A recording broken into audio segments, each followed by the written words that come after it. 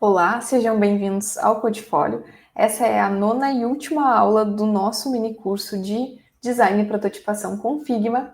E essa aula vai ser uma aula de dicas extra, de atalhos do teclado do Figma que vão transformar a nossa rotina de designs e projetos ainda mais simples e otimizada. Então vamos lá. A ideia dessa aula é a gente vir aqui de forma bem livre no Figma mesmo, a gente vai falar de alguns atalhos e dos plugins. Bom, dentro da ferramenta Figma existem uma variedade enorme de coisas que a gente pode fazer. E coisas que a gente não pode fazer nativamente no Figma, a gente utiliza plugin para isso. Por exemplo, a gente tem plugin, a gente consegue acessar os plugins nessa aba aqui, Ctrl+K, tá? No Mac, Command K. Eu tenho um plugin, por exemplo, de remover o fundo de uma imagem, tem 2 plugins, e de exportar GIF, porque nativamente a gente não consegue fazer isso. Então, existem alguns plugins que eu uso aqui. No desktop, isso é ainda mais flexível e tem mais opções do que no web. Mas existem boas opções de plugins para várias coisas na versão web. Bom, então a gente tem os plugins. Ai, eu queria fazer uma coisa no Figma, eu não sei, não tem como. Provavelmente existe um plugin para isso. Bom, vamos lá. Como a gente já tinha comentado nas aulas anteriores, quando eu quero adicionar um frame, seja para um post no Instagram, seja para um protótipo, eu clico, pressiono a tecla F e clico aqui, né, na minha janela no meu quadro aqui do Figma, e ele vai aparecer aqui. Aqui eu posso modificar as minhas dimensões, né? Bom, a gente tem um frame aqui que a gente coloca com a tecla R. Com a tecla V, eu tenho esse seletor aqui, tá? Que é justamente mover. Ele move as coisas. Se eu tenho um quadrado, ele move, certo? Se eu tenho uma ferramenta manual, o que vai acontecer? Eu vou mover o frame com mais facilidade. Eu vou mover o frame, todo o frame com mais facilidade. E se eu quiser aumentar e diminuir, eu venho aqui no meu K, certo? É só eu clicar no meu K, que vai aparecer essa opção de escala para mim. Se eu clicar no V, vai mudar para cá. E se eu clicar no H, vai mudar para cá, certo? Então, é uma grande facilidade saber disso no dia a dia. Com o R, eu adiciono um quadrado. Com o C, eu comento. E com o O, a gente adiciona um eclipse. Com o P, eu seleciono a minha caneta. E com o P, aqui, Shift P, o meu lápis. Correto? Então, a gente tem vários atalhos para a gente usar. Com o meu Shift S ali, eu seleciono uma seção, e com o S é uma porção, que são os slices aqueles para fazer carrossel infinito para posts.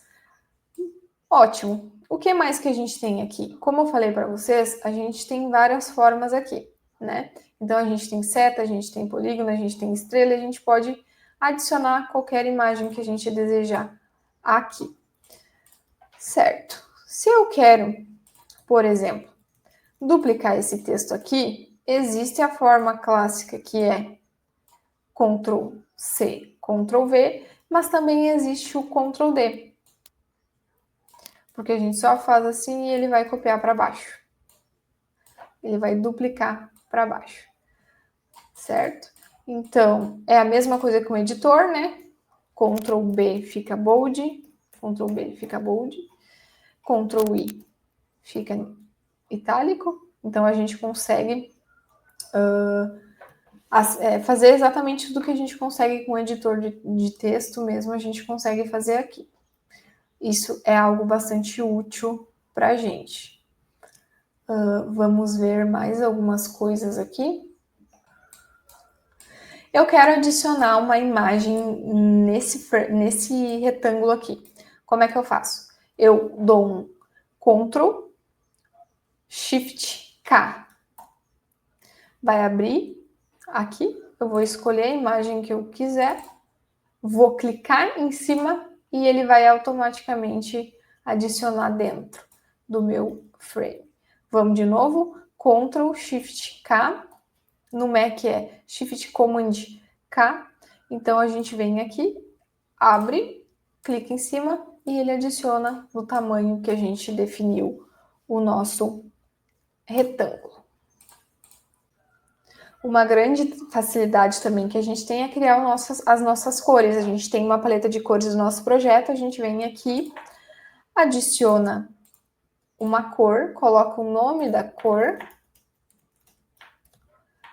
A gente pode colocar uma descrição, a gente coloca a cor que a gente deseja aqui, cria, e ele vai aparecer aqui embaixo na minha seção de cores. Ele vai aparecer aqui. Então eu não preciso ficar procurando, catando a cor toda vez que eu precisar dela. Ela vai estar salva no estilo que eu criei. Além de todas as ferramentas que a gente tem dentro de design de prototipação, a gente também tem outras coisas que a gente pode fazer no Figma. A gente tem o FigJam, que a gente pode dar aula, é livre, a gente pode desenhar e fazer mapa mental da forma que a gente desejar.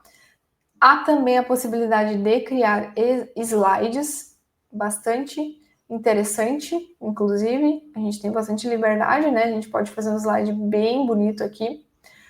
Além disso, a gente também tem como criar um site e também a IA do Figma, né? Que a gente pode pedir para ela fazer qualquer coisa. Então, é algo interessante de se saber, né? Quando a gente clica com o botão direito em qualquer coisa, seja elemento, tipo, aqui existem diversas opções que a gente tem. Então, e aqui também tem todos os comandos que a gente usa para fazer várias coisas. Imagine que eu quero criar um grupo com esses elementos aqui. Qual comando eu uso? Command G ou Ctrl G. E se eu quiser desagrupar, Ctrl Shift G, a gente desagrupa. Então, é bastante interessante a gente aprender os atalhos do teclado, porque isso facilita o dia a dia da gente criando projetos e também minimiza o tempo que a gente passa, né, na frente do computador precisando criar os nossos protótipos. Vamos lá. Quando nós estamos lidando com elementos, principalmente se tratando de retângulos, existe a possibilidade. Quando a gente coloca zero aqui, quando a gente zera aqui, ele fica quadrado, correto? E se eu quisesse só deixar redondo essas duas pontas aqui? Eu clico aqui, nesse daqui, se não tiver aberto todas essas opções, eu clico aqui, nesse daqui eu vou colocar 20, e nesse daqui eu vou colocar 20. Pronto.